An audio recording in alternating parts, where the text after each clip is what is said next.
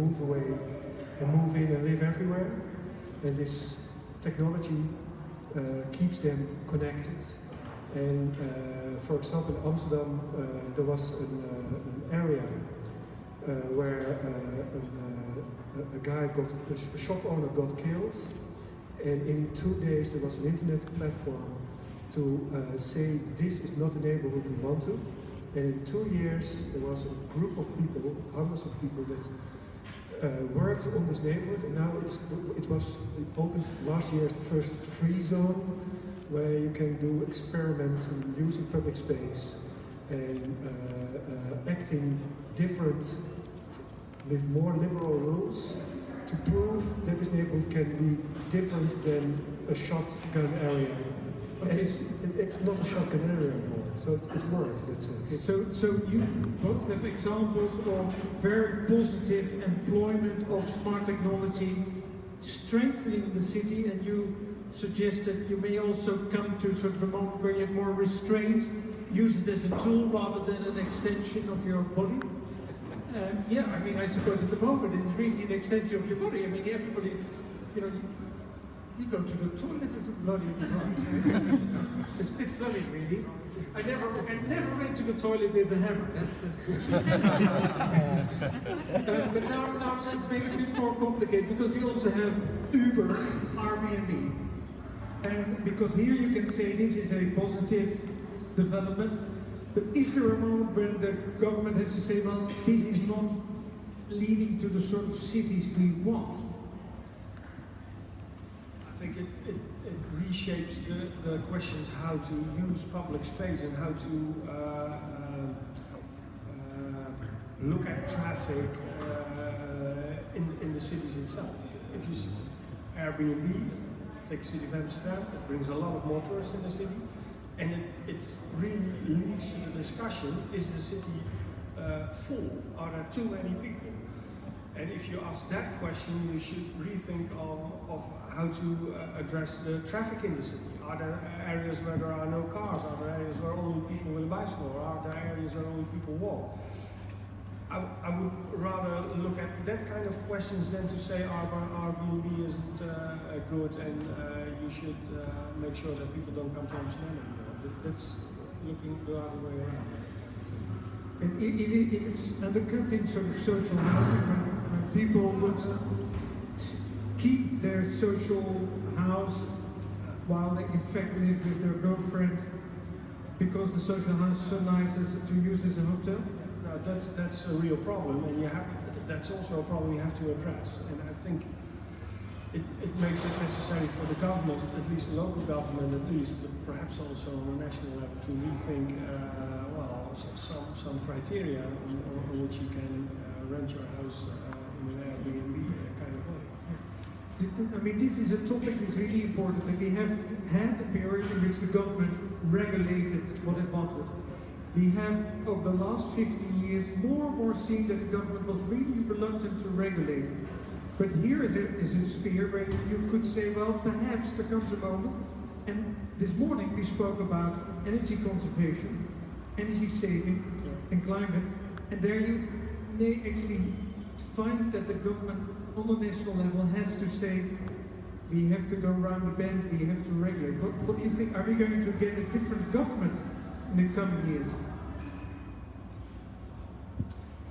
I'm not sure if the questions come on the let's say on the table, if you want it or not. You can take a political point of view and say, well, we're not for more regulation and we don't want to address the kind of questions you just asked. But the necessity to do it will become clear because, well, there is a problem in the cities when social housing is used in the way you just addressed. So I think if you like it or not, and if the next government likes it or not, it will become a political issue. And if it becomes a political issue, the best thing that the politicians just like to do is regulate things. They always say they don't want it, but when it becomes a problem, there is always someone who says, show me. But if you can think about what do you think that is a timely way of thinking of government power? Do you have any ideas about what it would be if it's not regulation? Is it financial power? What is the future? I really think you should address the issues in a way that governments work together and really address the problems.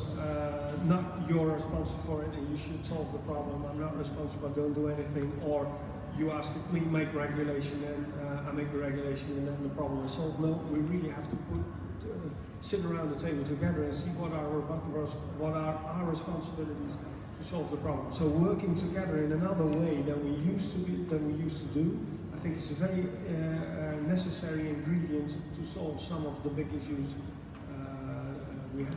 Okay. I think knowledge. In the end, knowledge is power. And when we talk about smart technology and knowledge, one of the dangers is that the best knowledge for the moment is captured by 5 companies in the world who make our life more comfortable, but you can really stress the idea that maybe companies like Google, you can't attack Google anymore because they control the market completely worldwide. They collect all the knowledge, and there must be a point that you say as a government, maybe you should or be a shareholder at Google or plug in a kind of state property, because if you don't know what's happening anymore, you're only dependent on open sources, and Google plays the game of open source, but in reality, of course, they know much more than they show us. And then they become a kind of first government, not elected, run by advertisement. And I think that's one of the dangers I see of smart technology. Can you translate it into planning? You say what you say is reminds me of David Eggers, the circle. It's in the bookshop. I think it's a really important fiction. Yeah. And he says that's very heavy. Are you already feeling that it enters the urban planning practice? Is this balance between private corporations who know much better how to make business than the cities and the national government? Well, no clear examples, but what we proposed 15 years ago, that the government would build up a kind of database of the Netherlands. And it took a little while and it didn't work out completely, and in the end Google was faster and smarter and did it actually. And I think it's strange that but I think also a lot of people working at ministries check Google to get information. And Google sorts information. So they make the priority in what comes up in your findings. So in that sense, we're all already influenced. We don't know, but every day we are influenced by the selection made by Google. Even people who govern the world and also ministers who check Google if they do things right or wrong. Hans, this is a topic for your spatial planning, because it's actually, I think I can immediately follow what Wouter says, but it's not in the classical planning, you would never think about it.